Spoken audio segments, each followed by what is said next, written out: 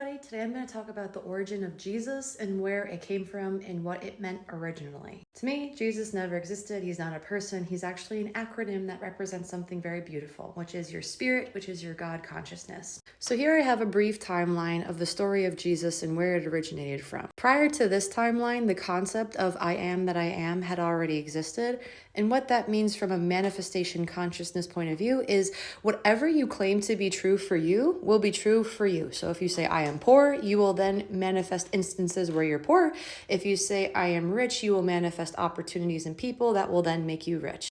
So originally it was YHWH. YH is the masculine nature, your mind. WH is the feminine nature, your spirit. When you unite your mind with your spirit, you then create miracles or manifestations in your life. Your underlying foundation is being source, which is your I am state, and then your mind dictates what you create from your I am state. A couple hundred years later, we then had Adonai, which was translated from ancient Hebrew to then Judaism, I guess. All Adonai means is Lord. It was too sacred to pronounce or try to fathom saying God, so they just said Lord instead. Then with time, it became Yahweh. And this happened because they wanted to pronounce something that initially meant consciousness, but give it more of a conversational take. So scholars then reconstructed this acronym to then be pronounceable, giving it more of an identity, a conceptualization, rather than just an idea. You also need to understand people will personify things to make concepts a lot easier to digest and articulate and then to execute. So all the people in the Bible are just personified ideas, but with time,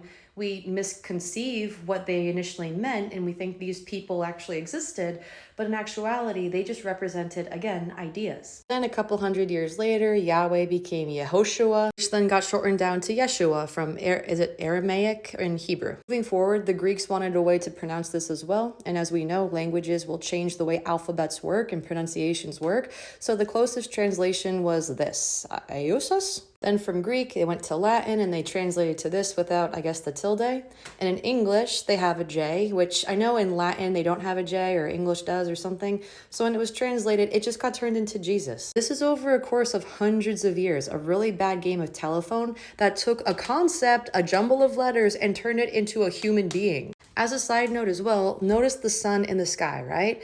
The only Son of God is in where? Father sky. So this is the Son, the only Son of the Father. Then when you look at the sun getting personified into a person, because religion comes from sun and moon worship, they take those esoteric teachings, turn it into a person, so church and state can mix together and you bow down to this entity, when in reality, again, this person is an acronym. They never existed. How they take the sun and personify it is that they give him a crown of thorns.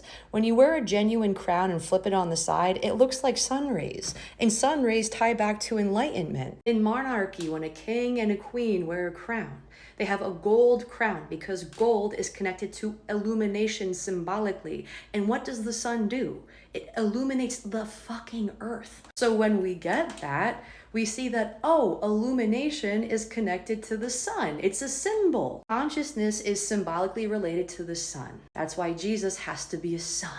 If we see that he's wearing a crown of thorns or a king's crown because of the sun illumination around him, his halo, we understand, oh, you're representing enlightenment, an enlightened human being. And Jesus has to be a man who's born of a virgin because that implies a man born of a pure spirit. There was no man involved in the birth of Jesus. Okay, a woman represents the spirit, a man represents the mind. If a woman and a man come together, that means they're coming together in union, birthing from both the mind and the spirit. However, again, Jesus wasn't born of man, he was born of woman, which means he's void of mind, which means he is void of ego. That's why that's important. That's why he has to be a man. That's why he's not a woman in scripture, because in scripture, women mean the spirit. Then we have the origin of Christ. And initially, I guess it was Mashiach in Hebrew, which just means anointed one. Then we have Christos, which means anointed one, which is Greek. Then it turned into Jesus the Christ. It's a title rather than a surname. You know, people think Jesus Christ is like Christ is his last name.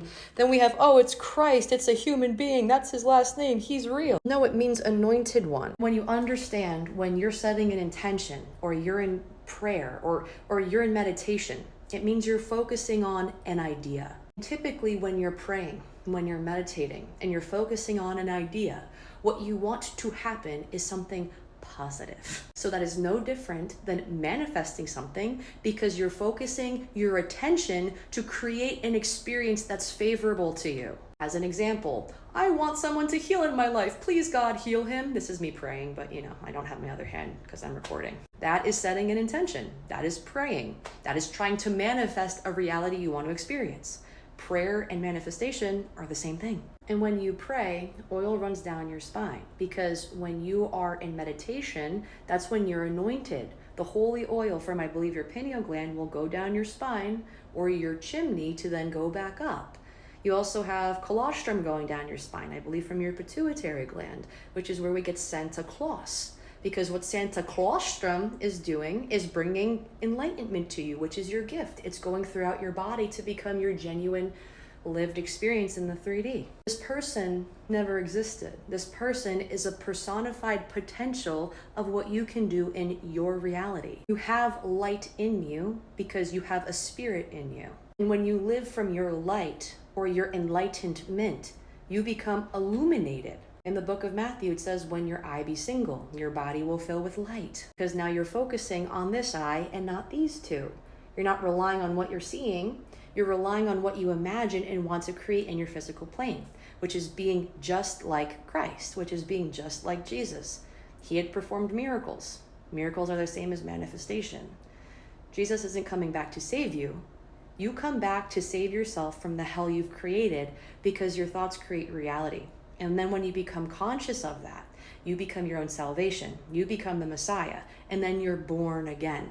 You're born again because you recognize the power of your thoughts. And now you judge better for yourself, kinder for yourself, and for the best of others. And make your world beautiful. And that's what will become your heaven.